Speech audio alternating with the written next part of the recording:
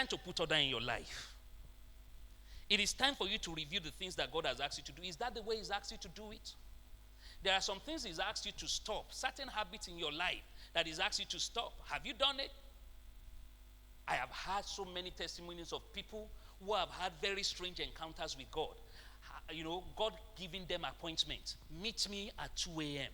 Come and fellowship with me. Meet me at 1 a.m. Come and fellowship with me. The sleep of the laboring man is sweet.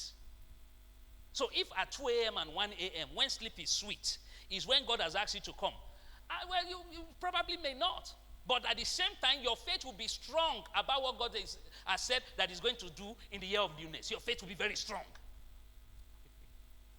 But if you don't do those little things, then you have not obeyed the due order. Order my steps by your word. Let God instruct you every step of the way. And don't forget, when God says go, go is not the only word that God knows. God is not the only instruction that God has. God also has an instruction called stop. God has the instruction called, you have circled this mountain long enough, turn northwards. God has an instruction, stay here until you be endued with power from on high. The instructions of God are not cast in stone. They are situation specific. They are circumstance specific. And so it behoves on you as an individual to know what God is asking you to do. In this month of ordered steps and stops, you are being called back to the altar, called back to the inner temple.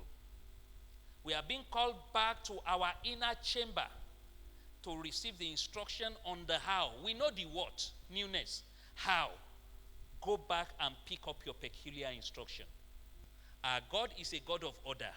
No matter how zestful or zealous you are about the things that God has said, no matter how well connected the things that He has said are with your spirit, if you do not take that mantra, that roadmap, that pathway to how to get there, and you decide to go on another route by your own, or you decide to adopt another method to be able to do the same thing that God has said you are going to get, you will not still get it.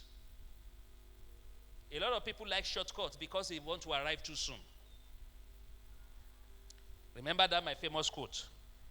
If you arrive too soon, you arrive too small. Because it won't last. God will give us enduring legacy.